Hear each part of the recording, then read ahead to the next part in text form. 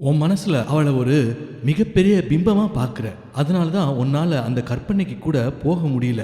கொஞ்சம் கீழே வா, இயல்பான மனநிலையில பாரு, அப்போ உன்னால ஏத்துக்க முடியும் என்று விஜய் அறிவுறுத்தியதும் கார்த்தி தொடர்ந்து அவனை விடாதவனாக, சரிப்பா, நான் நீ சொல்றதெல்லாம் ஏத்துக்கிறேன், அதுக்கு என்ன ஆதாரம்? அதை நீ காமிக்கிற வரைக்கும் என்னால இதை நம்பவே முடியாது என்றான். விஜய் அவனிடம், போன வாரம் ஒரு 4 நாள் நான் பத்மா கூட தான் கோவாவிலையும் மும்பையிலையும் தங்கியிருந்தேன் என்றதுமே கார்த்தி அதை நிராகரிப்பவனாக, கதை, சுத்த கதை, நான் நம்பவே மாட்டேன் என்று பொறாமையில் வருத்த வானொலியைப் போல் வெடிக்க துவங்கினான். இதை கண்ட விஜய், ஏன் இப்படி இவன் இருக்கான் என்றபடியே கார்த்தியிடம், எனக்கு தெரியும் இதெல்லாம் நீங்க நம்பவே மாட்டீங்கன்னு, அதான் உங்க யார்கிட்டயுமே இதை சொல்ல வேணாம்னு நினைச்சேன். கார்த்தி இப்போது விஜயிடம், சரி, அவ கூட போனேன்னு சொல்றல்ல, ஏதாவது ஒரு போட்டோ இருந்தா காட்டு, நம்புறேன் என்றான். அந்த காலகட்டத்தில் வந்திருந்த கைபேசியில் கேமரா எடுப்பதற்கு ஓரளவே வசதி இருந்ததால் அவளுடன் தோள் மேல் கை போட்டு கொண்டிருக்கும் போட்டோ மற்றும் சில போட்டோக்களை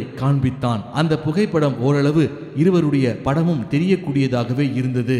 ஆனால் அதனை கண்ட கார்த்தி, மச்சான் மார்பிங் பண்ணிட்ட போல என்றான். ஏன் மச்சான் என் தலையை சுத்த விடுற? நான் இதெல்லாம் நம்பவே மாட்டேன்.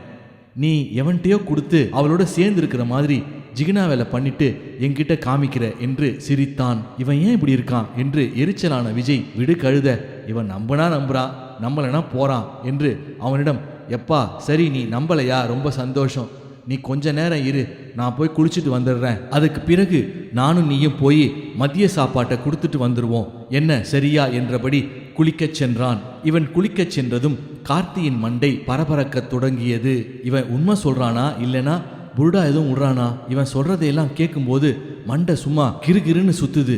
இதை எப்படி உறுதிப்படுத்துறது என்று யோசித்தவன் அவனுடைய கைபேசியில் இவன் சொல்றது உண்மையா இருந்தா நிச்சயமா பத்மாவோட தற்போதைய கைபேசி எண் இவன்கிட்ட இருக்கணும் என்று விஜய் வருவதற்குள் அவனுடைய கைபேசியில் உள்ள எண்களின் பெயர்களை துழாவினான். அப்பெயர்களை துழாவிக்கொண்டே வந்தபோது பத்மாவினுடைய பேர் பத்து என்று போட்டபடி அதில் விஜய் பதிவிட்டிருந்தான். வேக வேகமாக அப்பெயரில் உள்ள எண்ணாக தான் இருக்கக்கூடும் என்று அதை அவனது கைபேசியில் பதிந்து கொண்டான். குளித்து முடித்துவிட்டு விஜய் குளியலறையிலிருந்து தாழ்பாலை திறக்கும் சத்தத்தை கேட்டவுடன் சடார் என்று கைபேசியை இருந்த இடத்திலேயே வைத்து விட்டான். விஜய் வெளியே வந்ததும் அந்த பத்திரிகையை பார்த்து கார்த்தியை வெறுப்பேற்றும் விதமாக, ஐயோ என் பத்து என்ன அழகா இருக்கான்னு பாரேன், உம்மா உம்மா என்று